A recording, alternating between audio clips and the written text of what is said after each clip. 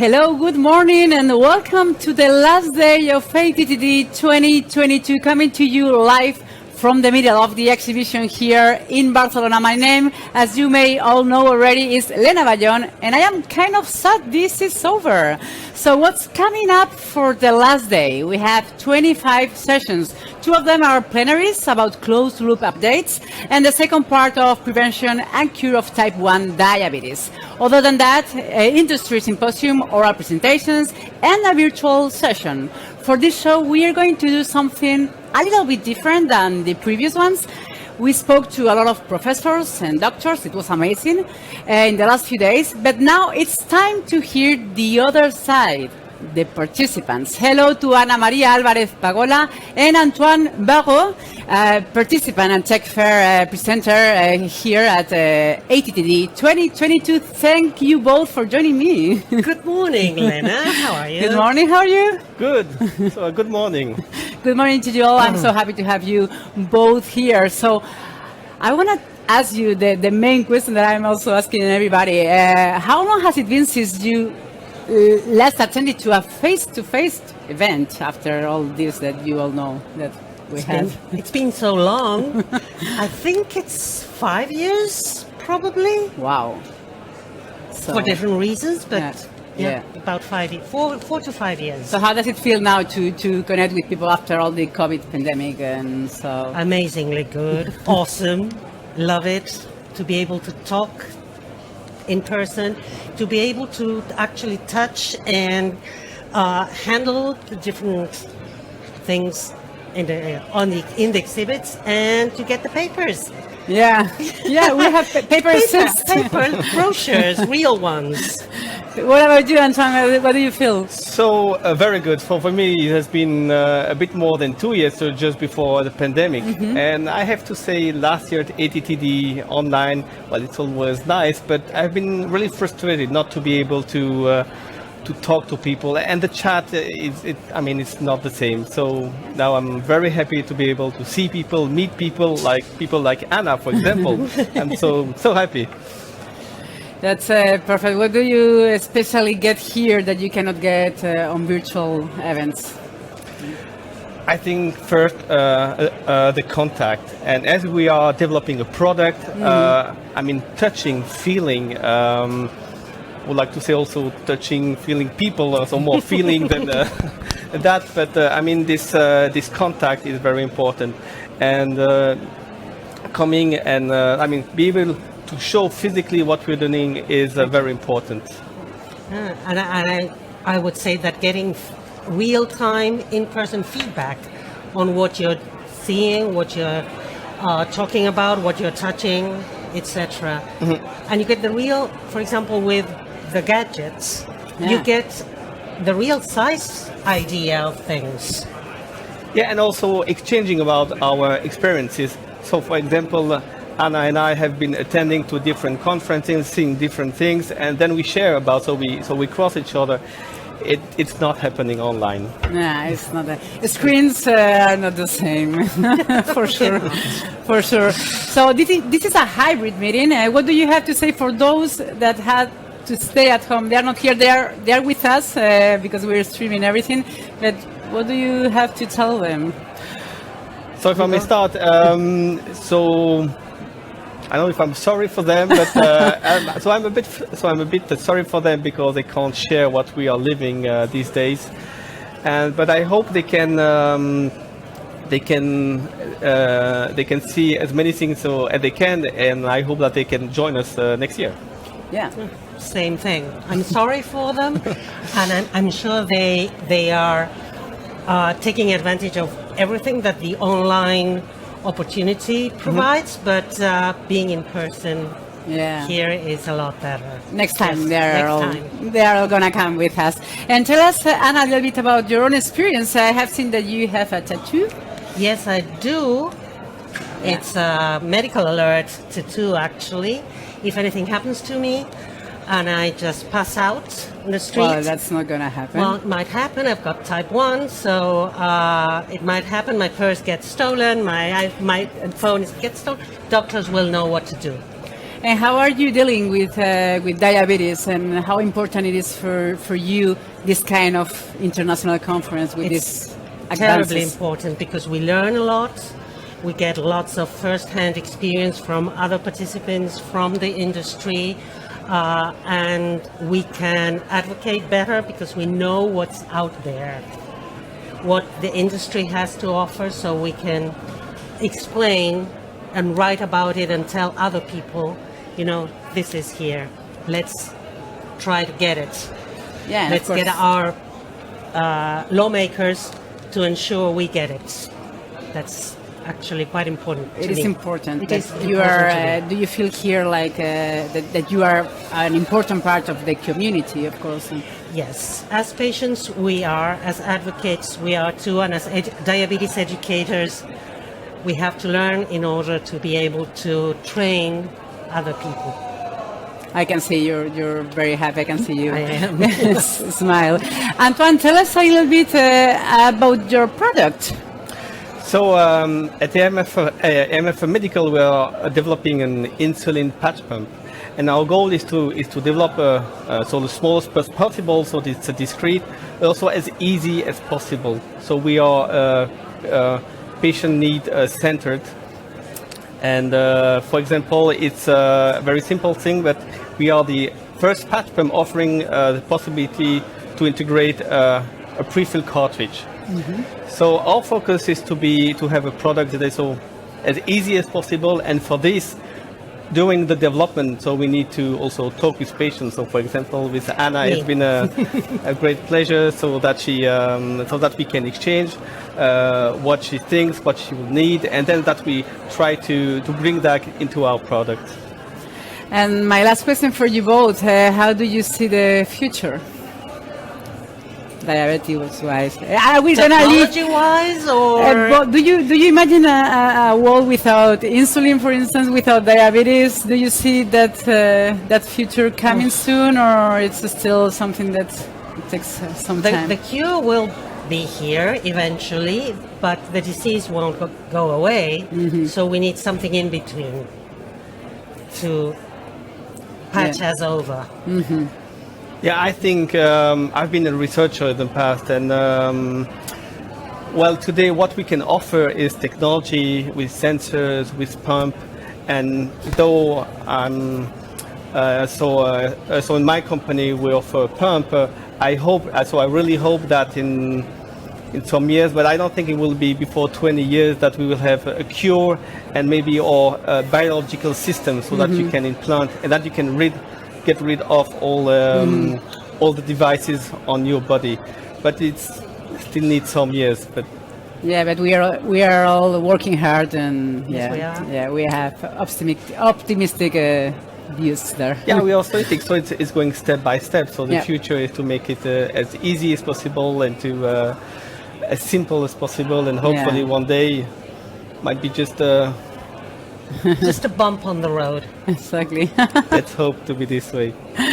Okay, thank you so much, Anna, Antoine. It's been a pleasure to have you here. I hope you enjoy the rest of the conference, and tomorrow that is and today the last day.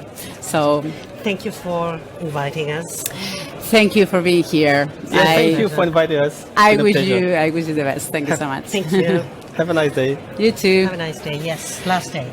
Yeah, so we continue our last day here. Our next speaker is Andrew Mackover, an Englishman that is living with type 1 diabetes for the past 40 years. It's a pleasure 40. to... 40? 40 years. 40 years. Yeah. 40. 40 years, yeah. It's English, 40 years. It's a pleasure to have you here with me. Thank you for having me. So you are not a medical professional No. or a presenter here at ATTD. So what are you doing here? I'm a humble patient, and after for most of those 40 years with type 1 diabetes, I didn't have the opportunity to have the sort of control I have now. There is a community of people who have shared a lot of information with each other, and has permitted some of us to build an artificial pancreas, an automated insulin delivery system. And what it does is it uses on a phone and it uses the. I will show you. Take off my clothes. Here is my glucose sensor. Oh. This communicates via Bluetooth. It Okay. sends a message every 5 minutes to my phone. And then my phone is going to take dosing decisions. The decisions it takes are based on algorithms that are shared by a community of very brilliant people around the world. There's a couple of thousand people sharing this. So my level currently is 7.7, and that means that it's in the green zone. In the green zone, okay, I as it can should see. be. May we show it? I don't know if Yes, the we camera I can don't know if you can see. zoom in. Yeah, there we go. Yeah. So the point of this is that it is able to make the dosing decisions based on a number of presets that I've put in there. But at the moment it's 7.7. It's possible that it will, if it rises, that it will start to give me more insulin. So it communicates via Bluetooth with the pump. Automatically, right? Automatically. So this means that 24 hours a day, 7 days a week, this is taking decisions to permit the most perfect control without my intervention. Wow. This is great if I happen to be cycling for a couple of hours, or I happen to be working in the office, or I happen to be sitting down at home. It will take all of the best decisions, and I don't have to worry. So it's given us a lot more freedom. Wow. But this is all due to the fact that there are a number of people who are sharing the codes. This is written by some brilliant programmers in Android, and I built it on my home PC. Everything is shared free by these people around the world. And how do you distribute the information between each other? How do you do it? It's all shared. A couple of websites. Download onto your computer at home, and then build the app. Okay. Upload it into the phone. Then the phone connects via Bluetooth. So all of this is now quite well-established technology. So I'm using the same sort of insulin pump and the same sort of insulin, the same sort of continuous glucose monitor that many other people with type 1 diabetes could have. The difference for me is that I don't have to take any dosing decisions. So if I had a slightly unusual evening, I had a very active day, I go to sleep, I will need less insulin that night. Mm-hmm. All of these decisions will be taken every 5 minutes by this app. This means that I will wake up every morning with a perfect blood sugar level, with no effort at all. So the freedom is extraordinary. And this community of people is they are quite focused and motivated, and you can wander around here and find a few of the same like-minded people, and we are tending to go and talk to manufacturers of continuous glucose monitors and hear about the latest pumps, the latest technology, and that is for me revolutionary. So in 40 years with type 1, most of that time was not as easy as this. Okay, so as you said, you share the information via also a website, but also via groups, Facebook. Yes, via instance, groups. or... I think effectively people are building it themselves. Okay. It is not. The regulators will not allow people to be taking a system that is already built. It wouldn't be possible to license this. People could hurt themselves or have an accident, and then whoever has produced that would be liable. What happens is that the code is shared online, and you build it yourself using different elements of code. Okay. So different people prefer different algorithms for a different purpose, and for different sorts of insulin, and for different kinds of lifestyle, and different kinds of diet, and different kinds of sensor, and different kinds of pump. So actually, the community is one in which everyone shares all of this information, and you build it yourself. There is also quite a lot of support from others in the community. If there is an issue and someone says, "I can't get my pump to talk to my phone anymore. What's gone wrong?" If you're running out of battery, that is a problem, right? Or... Absolutely, but I think most of us are pretty used to charging up a phone every night. So these are the simple kind of challenges. The more complex ones, there's a community of people who will always help each other, and it's a community that shares everything extremely well. There are different ideas, and people will try to come up with new approaches to things, and it will be discussed. These people are effectively experts, but some of them are hackers. Most of them are simply trying to make something better for themselves and a few others around them. And there are a couple of hashtags that that we see a lot in the community. One of them is we are not waiting. We are not waiting for the manufacturers to produce a system that is going to be perfect for everybody, and therefore people are building this themselves, and it's shared and it's free. It's amazing. Are you getting any assistance from the ATTD leadership? Not from ATTD leadership, but actually this is an extremely open community, and as a patient with type 1 diabetes, I can go and see my endocrinology team, my clinic, without much trouble once or twice a year, and they will assist me with certain questions.